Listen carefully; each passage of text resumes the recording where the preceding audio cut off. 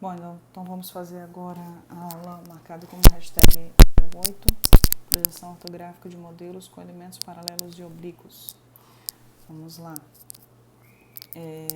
Nessa aula aqui a gente vai complicar um pouquinho mais, vai começar a trabalhar com planos, com objetos com diferentes planos, né? Com planos também que aparecem de forma invisível e também planos inclinados, né? Então aqui no primeiro momento a gente vai começar a trabalhar com planos, com faces de objetos em diferentes planos. Então essa primeira face aqui, ela está como a gente está acostumado, ela está toda em um plano só, né? Eu vejo ela toda de uma vez só. Na vista superior eu já tenho aqui a minha vista dividida em duas partes, ou seja, em dois planos, um mais para cima, um mais para baixo. E na vista lateral esquerda também eu tenho dois planos, um mais para frente e um mais para trás. O que vai acontecer aí? Observem aí que na vista frontal as coisas permanecem como a gente já estava acostumados, né? Aqui, ó, vista frontal aqui, vista frontal lá, tá tudo bem. Aqui na vista superior eu passo a ver isso dividido em duas partes. E na vista frontal eu também passo a ver isso dividido em duas partes. Quero chamar a atenção para os senhores de uma coisa. Quando eu vejo aqui, por exemplo, na vista superior, esse plano aqui que ele chama de plano A, ele está perpendicular ao meu plano de projeção, né? Ó, os meus dois planos que eu pintei de azul, eles estão paralelos ao meu plano de projeção, então eles estão aparecendo exatamente lá em verdadeira grandeza. Já o meu plano A, ele está perpendicular ao plano de projeção, então ele vai aparecer como uma linha, ok? O mesmo vai acontecer aqui com o plano B, ó. Os dois planos amarelos, eles estão paralelos ao plano de projeção. Já o plano B, ele está perpendicular ao plano de projeção. Então, ele vai aparecer na projeção como se ele fosse uma linha. A gente pode falar isso também para esse plano daqui de cima, por exemplo. Ele vai aparecer como se ele fosse uma linha. A gente também pode falar isso para o plano A, para esse plano A, desculpa, o plano da frontal aqui, ó. Ele também está perpendicular ao plano de projeção, então ele vai aparecer como se ele fosse uma linha, ok? Então, para a gente observar essas questões aí, tá joia? Aqui ele dá a seguinte instrução: quando a gente faz a projeção com a linha mais grossa, né? Ok? Já as linhas auxiliares, que são essas projetantes auxiliares, a gente trabalha com a linha mais fininha, combinado? Tá? De preferência quase apagadinha, para não se confundir com o desenho, ok? Então, às vezes, quando você fizer o desenho, você vai ter uma linha bem fininha passando aqui assim, ó. Não tem importância, a gente já sabe que são as suas linhas projetantes, né? Mas aí eu preciso ter a linha do meu desenho reforçada e diferenciada delas, ok? Porque aí eu conheço que essas linhas que estão fraquinhas, elas não fazem parte do meu desenho, tá bom? Bom, então feito isso, a gente vai dar sequência. Aqui ele começa a complicar só um pouquinho mais, então ele bota, ao invés de só 2 degraus, ele bota 3 degraus, né? Opa, perdão, gente, já viajei aqui. Ó, bota 3 partes.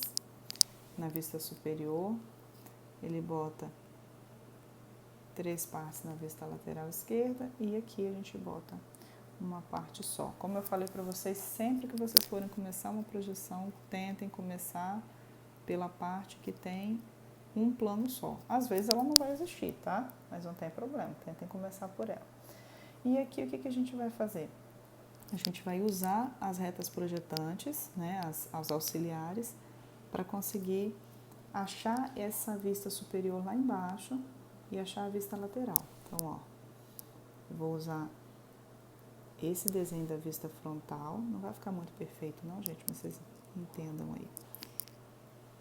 Desenho da vista lateral, frontal, para poder enxergar a posição desses planos nas outras vistas, ok? E aí agora a gente reforça essas linhas do projeto, do objeto efetivamente, né? Ok? E aí a gente tem as nossas projeções. Aqui na vista superior e aqui na vista lateral esquerda. Bom, tá tudo resolvidinho aqui também, né? E aí ele vem falar pra gente das linhas tracejadas. O que são as linhas tracejadas, né? Elas são linhas que simbolizam arestas e contornos não visíveis, né? São essas arestas e contornos não visíveis, então são simbolizadas por uma linha tracejada estreita. Ok? Como que isso vai acontecer? Lá quando a gente faz a nossa projeção, vamos nós. Projeção da frontal, tá lá, ok? Olha ela aqui. Projeção da frontal. Projeção da superior, ok? Tá ela aqui, ó. Então ela tá toda aqui. Em 3 planos diferentes. E agora a projeção da minha lateral. Observe que a projeção da minha lateral, eu vejo como se eu tivesse um plano só, né? E realmente eu estou vendo um plano só. Mas tem um outro plano aqui no fundo, que é esse plano que está sendo visto na vista superior, e aqui na vista frontal ele está sendo visto como uma linha, não é isso? Que ele vai aparecer lá na minha vista lateral esquerda como uma aresta invisível, ok? Então observem aqui que ele vai aparecer tracejado como aresta invisível. Deixa eu fazer a relação deles aqui para vocês, ó. Tá vendo aqui, ó? Na altura que ele é representado na vista frontal, ele vai aparecer aqui na vista lateral como uma aresta invisível, né? Uma linha estreita e tracejada. Combinado? Então vamos dar sequência, ele faz aqui um outro modelinho. Nesse modelinho, por coincidência, o que aparece invisível são esses dois planos, este plano e este plano, ok? Mas aí o que vai acontecer? Quando a gente representa na vista lateral, ó, vou marcar aqui esse plano e esse plano. O que a gente está vendo na vista lateral? Essa parte aqui e essa parte de cima, né? Ó, essa parte aqui e essa parte de cima. Aonde eu vou ver esse plano daqui? Ó, ele tá aqui, não é isso? E aonde eu vou ver esse plano daqui? Ele tá aqui. Na verdade, ele vai estar tracejado. Mas aqui a gente tem uma coisa que a gente chama de sobreposição. Ok? De tipo de linha. E aí prevalece quem?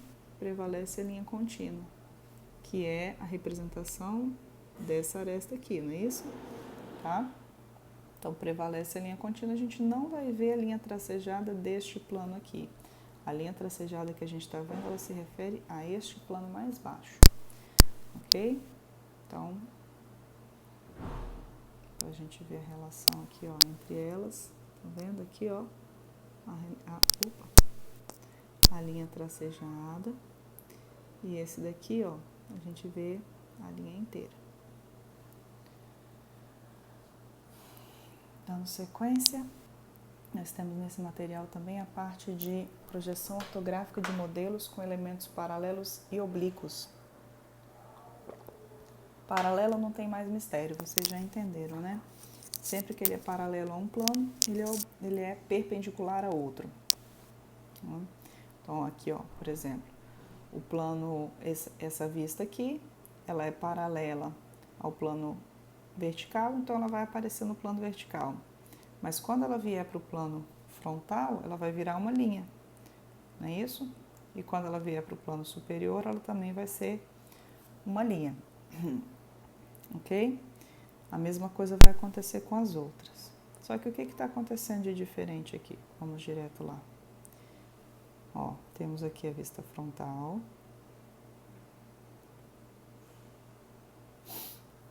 em verdadeira grandeza, né? Totalmente representada, sem nenhuma diferenciação de plano. Temos aqui a vista superior, ó, paralela ao plano de projeção, ok? Ó, paralela ao plano de projeção. Calma que eu vou voltar. E temos aqui a vista lateral esquerda, ó, lateral esquerda, também paralela ao plano de projeção. O que está acontecendo com essa face aqui? Essa face é uma face que a gente chama de face oblíqua. A bateria está acabando, vamos ver se vai dar. Essa face é uma face que a gente chama de face oblíqua. Então, primeira coisa, ela vai ser representada na vista frontal, no caso aqui, né? Ela está perpendicular à vista frontal, observem vocês aqui, ó. Ela está perpendicular à vista frontal, então ela está representada como uma linha e em verdadeira grandeza. Esse aqui é o real tamanho dela, ok?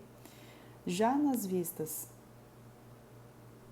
superior e na vista lateral, eu também tenho verdadeira grandeza, mas observe aqui, de uma só dimensão. Se a gente pegar essa outra projeção aqui dela, ó, essa medida aqui não é uma medida real dela. É como se fosse a sombra dela lá embaixo, tá? A mesma coisa essa daqui, ó. Essa medida aqui não é uma medida real dela. É como se fosse a sombra dela no plano lateral, tá? Vamos ver como é que isso acontece aqui. Ó. Eu tenho aqui, ó, essas relações, né, acontecendo. Relação direta. Ó, esse ponto aqui de cima, onde eu tô vendo, e esse ponto aqui, onde eu tô vendo. Então, observem vocês aí, que, por exemplo, essa medida aqui é essa real medida aqui, não é isso? Da mesma forma, essa medida aqui é essa real medida dessa parte. Então, eu tenho medidas reais que eu posso mensurar, eu posso dar essas informações que elas vão me gerar resultados verdadeiros da peça, né? Da mesma forma, essa medida aqui, né, ó, é essa daqui, que também é essa, ó, ok? Que é a mesma largura da peça. Mas esta medidinha aqui, essa medida aqui, ela não é real.